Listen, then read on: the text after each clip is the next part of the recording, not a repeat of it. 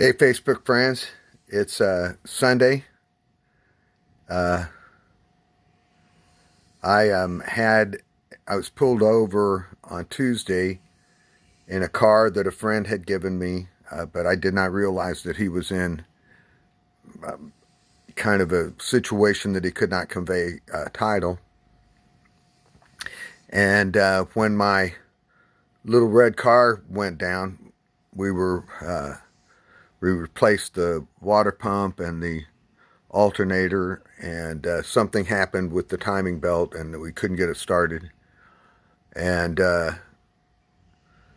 I started driving the car with 2012 tabs. It was owned by a friend of mine who lives here in Renton also, or owned a business here in Renton called the Stir Restaurant. I was going down the hill to go over and take my friend for a walk, and he goes to Fred Meyer's. He's an incredible, beautiful man. And I got pulled over. I recognized the cop. The cop didn't recognize me. I've grown a little hair and stuff. And I explained to him my constitutional rights. I asked him if what he pulled me over for, and he said tabs. He then asked me for my ID and proof of insurance, and I refused on the basis of right to free travel. I asked him if there was a crime in the area, and he said no. But your tabs are expired. And I told him, would you please contact your supervisor? And then things got going really fast. The guy asked me to roll my window down a crack so he could hear me, and I thought I had it small enough, but I was talking loud and he could hear every word. And then he turns around and he pulls that baby down, and then they're grabbing and doing stuff to me, and I'm trying to get the seatbelt off. When they got me out of the car, he pulled me by my beard. I got a free beard trim. And he spun me around, and I hit the corner of my car kind of high up in the chest area here.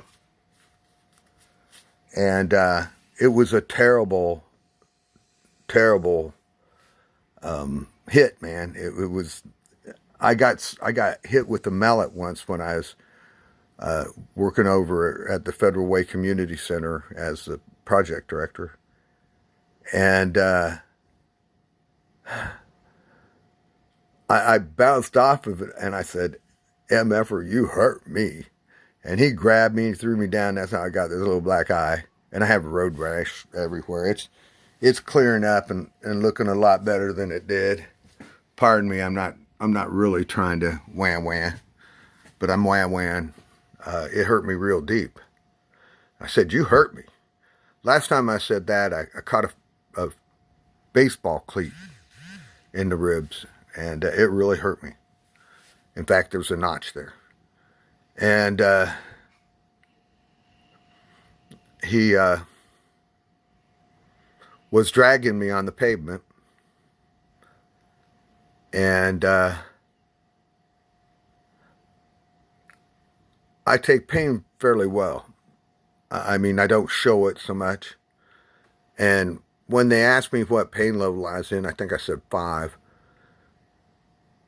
I live in an awful pain. My sister did. I used to think she was crazy, that, it was all her. And it sure is not. And so we'll find out how all this goes. This is in my town where I think the cops thought the cops and think the cops, with a number of exceptions, is really great. I think they care about us as well as the Gestapo. And I'll know more tomorrow. It happened on Tuesday. My friend, he finally answered the phone, and he came down and paid with his own money to get the car out and asked me not to drive it, so I got it home. My other little red car's running, or I wouldn't have been driving it anyway. But I do not believe that wanting to preserve your constitutional rights of free travel, and it being just a money crime of which we voted down twice in my lifetime that I remember, to $30 for your tabs. And like anything else that isn't congruent with their goals, they have somebody in the court that flips it. I feel kind of like Donald Trump. You know, all of us should be. And I love you guys. I'm sorry I'm not going to be out there. I'm going to do my best to be out there as soon as I can. Because I know some of us are hurting, like I'm hurting right now a lot. And I just want them to know that we're not going to let this stand. We're going to start finding ways to convey love to them. Part of the thing that upsets me is that when we start doing this cleanup, they'll attack the cops. And when they're acting like this, we won't run to their rally. I will. I will. I don't want to carry a gun, and I don't want to have to kill anybody. And these folks are willing to step between us and them. They don't just run around and pull us over for shit to get money, although they are revenue officers. And that should be taken out of their job description. And this stuff about the red lights and the red light cameras, that's all hunk. It's just more Babylon money magic. Something for nothing, and your kicks for free. Sorry about the tears, but I'm so angry, and I'm proud of myself. That guy left me a lot of times. I could have just uncorked him.